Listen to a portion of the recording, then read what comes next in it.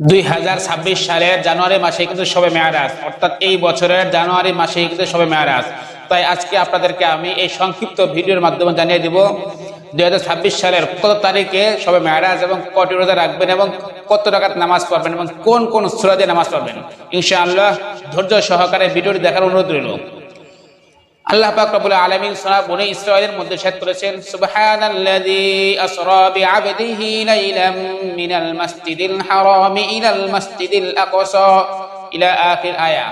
অর্থাৎ মহিমান্বিত সত্তা তিনি, যিনি তার বান্দাকে ভ্রমণ করিয়েছেন, অর্থাৎ মুহাম্মদ সাল্লাল্লাহু আলাইহি ওয়াসাল্লামকে ভ্রমণ করিয়েছেন মসজিদে হারাম থেকে মসজিদে আকসা পর্যন্ত, অর্থাৎ বাইতুল মুকাদ্দাস ফিলিস্তিনে যে মসজিদটি অবস্থিত আছে সেখানে আল্লাহ তাআলা মুহাম্মদ রাসূলুল্লাহ সাল্লাল্লাহু আলাইহি ওয়াসাল্লামকে বোরাকের মাধ্যমে নিয়ে গেছেন।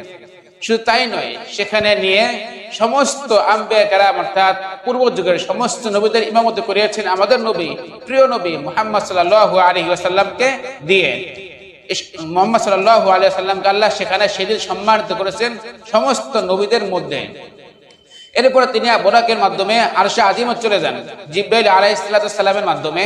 সেখানে গিয়ে তিনি আমাদের জন্য অর্থাৎ উম্মতে মুহাম্মাদের জন্য 50 ওয়াক্ত নামাজ নিয়ে আসেন। সেখান থেকে কমাইতে কমাইতে 5 ওয়াক্ত নামাজ তিনি আমাদের জন্য নিয়ে আসেন। সেই 5 ওয়াক্ত নামাজই আমাদের উপর ফরজ করা হয়েছে, যেগুলো পড়া আমাদের জন্য বাধ্যতামূলক। এবং শবে মেরাজ কুরআনুল কারীম এবং হাদিস ইত্যাদি ঘাটাঘাটি করলে, গবেষণা করলে বোঝা যায় যে শবে মেরাজ সংঘটিত হয়েছিল, এটা নিশ্চিত, কিন্তু সাহাবায়ে কেরাম এটা লিপিবদ্ধ করে রাখেন নাই।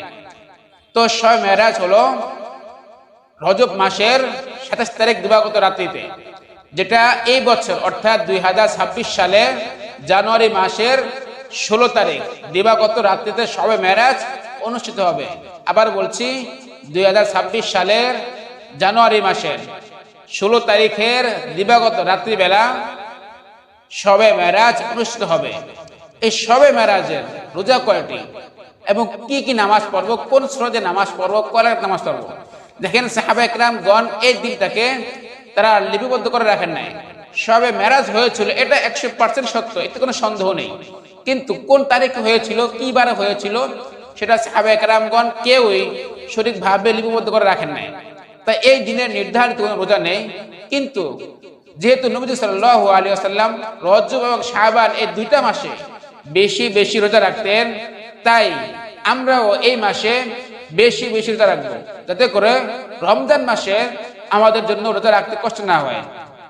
তো সেই হিসাবে নবী সাল্লাল্লাহু আলাইহি ওয়াসাল্লাম রজব এবং শাবান এই দুইটা মাসে রমজানের প্রস্তুতিমূলক হিসাবে বেশি বেশি রোজা রাখতেন। তা আমরাও যারা ভিডিওটি দেখছি, আমরা প্রত্যেকে চেষ্টা করব এই রজব এবং শাবান এই দুইটা মাসে বেশি বেশি রোজা রাখতে।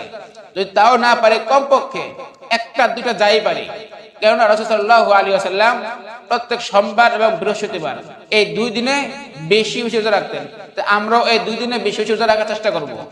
এবং যেহেতু এই দিনটাকে সাহাবায়ে কেরামগণ উল্লেখ করেন নাই, কোন তারিখে সংঘটিত হয়েছিল সেটাও সঠিকভাবে লিপিবদ্ধ করেন নাই, তাই আমরা এই মাসে বেশি বেশি নামাজ পড়ব। শবে মেরাজের রাত্রে নির্ধারিত কোনো নামাজ নেই, আপনার যত রাকাত মন চায় নফল নামাজ পড়তে পারেন, তো কোনো সমস্যা নেই। 2 রাকাত, 4 রাকাত, 10 রাকাত, 100 রাকাত, আপনার যত মন চায় পড়েন।